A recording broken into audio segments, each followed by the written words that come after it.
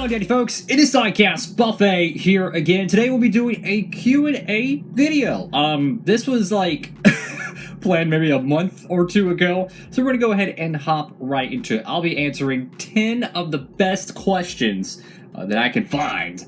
We'll be answering them in this video. So I want to say thank you to everyone who submitted a question, and let's jump into it. This one comes from AJ Gaming 3031, and it says, I have two questions, you could pick either one. One of them, how did you become a NASCAR fan? The other is, where do you think the championship should be held? Personally, I think I've already answered question number one in my previous Q&A, but I'll answer number two is, where do I think the championship should be held? I think it's Homestead. I think Homestead has, for a long time, it didn't have an identity. It kind of had an identity crisis. They kept reconfiguring and stuff. But I feel like after nearly 2 decades of championship racing, that's what Homestead really became. And I feel like most of the fans would agree that Homestead deserves to have the championship race again. I think Phoenix is a terrible track for a championship. I think Homestead just had it started to get that pageantry feel. Like, it started to feel like okay, when we show the Homestead, show up there, no BS, it's championship racing. I miss Homestead. I think that's where it should be. And I don't think it should move around either. I think it should be at one place. I feel like it just, I don't know, there's a lot of history made there. I feel like it's time to go back. And if I mispronounce any of these names, forgive me. This one's from MLCS Racing Network. What is your favorite race you've ever watched and why? 2003 Carolina Dodge Dealers 400 at Darlington. Craven, Kurt Busch, beating and banging at the line. Let me tell you, that entire 400-mile Darlington race, that event is amazing. Also, you can hear thunder. But that event is just amazing. So much great racing, a battle of attrition, crashes, part failures. It's just, it is the greatest finish in NASCAR history. It is the greatest NASCAR race I've ever watched. It is unbelievable. Go watch it, flag the flag. You'll thank me later. Of course, not before you watch this video. I'm kidding. So the next one's going to be coming from BBG Plush Production. What is one race you want to go see in your lifetime and why? It can be NASCAR, IndyCar, F1, or any other series you enjoy watching. So, if I want to go see any race, if I could just pick just one event, it's going to be the Daytona 500. I love the Daytona 500. That'd be my absolute pick. If I had to go to an IndyCar one, it would be the Indy 500 or a Texas race. But if I had to just pick one, it's the Daytona 500. I want to see that event someday in my lifetime. Probably never will. This is a long name here, so apologize if I butcher it. NASCAR Cup Series?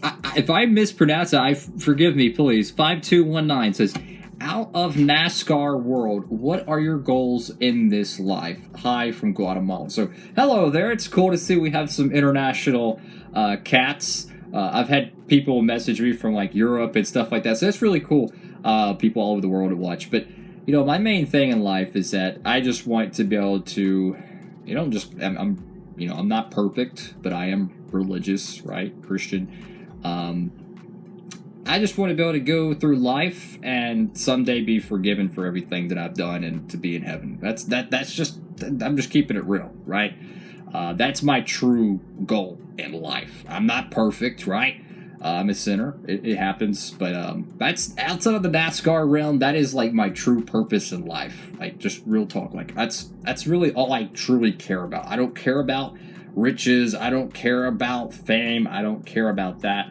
If it happens, that's great, but that's the true number one thing I personally want in my life. Another name that I'm going to accidentally butcher. I'm not trying to. It says, I think it's Andrea Riggs 2023. Again, if I mispronounce it, look, I can barely English myself, so forgive me.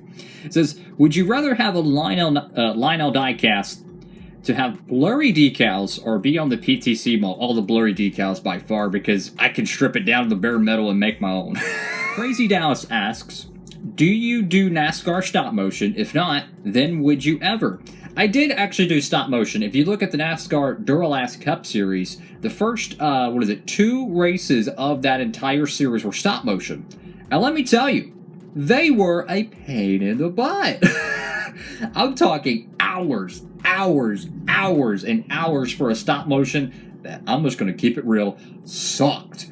It was bad quality. I mean, it's just the lighting, the thousands of photos it feels like you have to take moving the cars, and then you have to edit everything, and you have to audio. It's just not for me. It's just not for me. Some people do some amazing stop motion work, but for me, I'm just not talented enough to do that, guys. Tailknight31 asks, what is your most prized diecast and why? My most prized diecast, that is such a tough question because I'm a big believer in context. You know, what is it, just diecast in general? Is it all of it?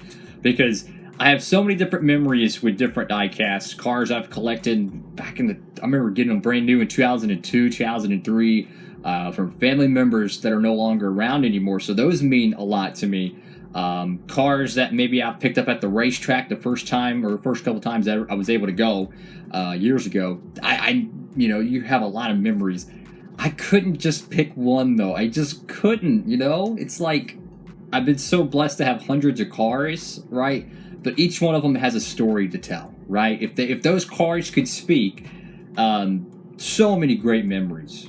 But if I had to just pick just one, I would probably say a 2004 Michael Waltrip diecast. The only reason I say that is I got this car for my birthday in 2004, and there's actual photos of me holding opening the car out of the little gift bag or whatever, and it was in 2004, and just seeing how everything looked back then, just knowing that I still have that car, it's just very, very good memories. If I had to just pick one, if I'm going to outer space and I could only take one thing with me, it might just be that '04 Michael Waltrip, because I could still go back and look at it when I got it as a what if that was 5 or 6 or something. It's just a really cool memory. NASCAR Network 8212 asks, how many diecasts do you have in total, and what's your favorite one?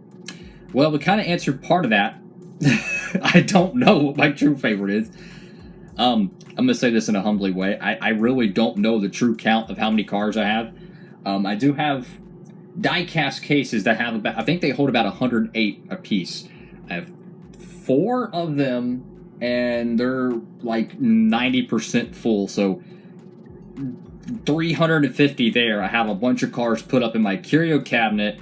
That's probably, realistically, maybe 450 cars there. I have cars, oh goodness, I have cars above my studio desk. I have another case over here on top of my filming area where I do all my gameplay and editing and stuff. If I had to just say like a random crazy number, probably 500 to 550. That's not including all the like normal non-NASCAR Hot Wheels and Matchbox cars I have. I'd probably say about 550. And no, I'm not talking like cereal box cars. I'm talking like real diecast. Super, super blessed to have them. Absolutely. This one's coming from Toast2794, and it says, do you think Kyle Larson will be the next 7-time champion?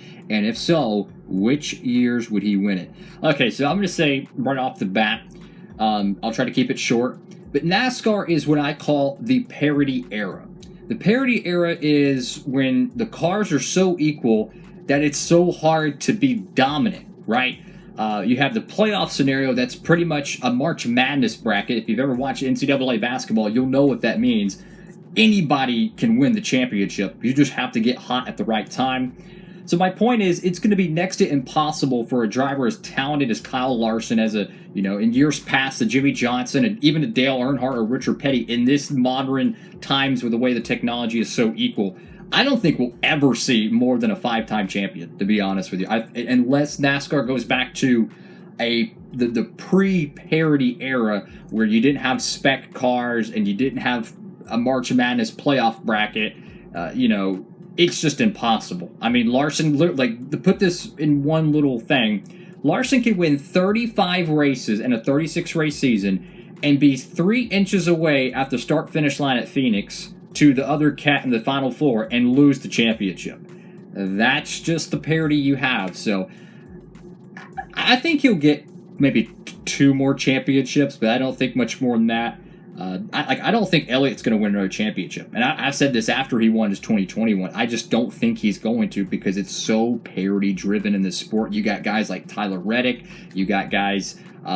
who's another cat? Ty Gibbs 10 years from now could be a Cup champion. You just don't know. The young group of drivers right now, they said the same thing about Ryan Newman and Tony Stewart and all these different cats back in the early or late Winston Cup days, but guess what? 10 years later, they were competing for championships, or they didn't win them, but they were winning a buttload of races.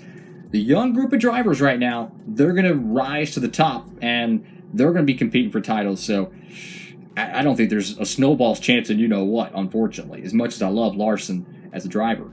Mason Ward 5004 says, what or who inspired you to create the DIECASTS Cup Series? Hi for Virginia. Howdy there. I'm going to keep it real. My honest inspiration for the NASCAR DIECASTS Cup Series. So, as a kid, I actually did DIECASTS Cup Series style racing. So, I would have a huge racetrack on my floor, and it didn't have like any infield decorations or anything, and I would just literally just push the Gen 4 Winston Cup, Nextel Cup cars I had, and I would just have diecast races with it, and I would build like diecast shops. You know when you're like, you're a kid, you build little shops and stuff like that and dioramas, and that's just something I like to do. And I kind of wanted to take that and bring it to YouTube, because it was such a unique way of diecast racing that I've never really seen anyone else do. Most of it is just downhill, Hot Wheels track racing. So I kind of wanted to show a piece of my childhood and be able to bring that to YouTube and perhaps maybe inspire some people to, look into that. The racetrack I used for it is a late 90s Hot Wheels XV Racers Super Speedway set. They have multiple ones. They're usually expensive. There is some cheaper versions of it that are apparently being released nowadays at your local retail store. I don't know how good the track pieces are, but let me tell you, the pieces I used for the DIECASTS Cup Series have been beaten and battered, and they still work just as good as they did back when I got them used, I think, back in 05 or 06. So my point is if you want a really durable one, get the OG stuff for the late 90s. But that's what inspired me to do it. It's just I wanted to bring a piece of my childhood to YouTube, and that's what I kind of did with the DIECASTS Cup Series. All right, so the last question, I don't even know if you consider this a question or not, but it's from Last Lap Racing Network 6936. It says, say boogity boogity boogity for DW. Boogity boogity boogity. Oh boy. But I don't know if you consider it a question or not, but either way. Boogity boogity boogity tonight on Fox. Watch Daryl Waltrip, Mike Joy, and Larry McReynolds cover tonight's Richmond Pontiac Excitement 400 live on Fox. Being random. I know, I'm stupid. Anyway, so I want to say thank y'all so much for watching the video, guys. Greatly appreciate everyone who submitted questions. I know I didn't get to everybody's question. I try to round it out about 10, so I'm not here for 30 minutes. I love the talk, so it's like when I do these videos, I have to like consolidate my words into like a funnel. It's like, okay, I need to get my point across. I don't need to waste everyone's time, but I love to talk about diecast. I love talking about NASCAR. So I want to say thank you all so much for watching the video. Make sure to give it a huge thumbs up, and maybe we'll do another one of these soon. Thank you all so much. God bless. Diecast Buffet.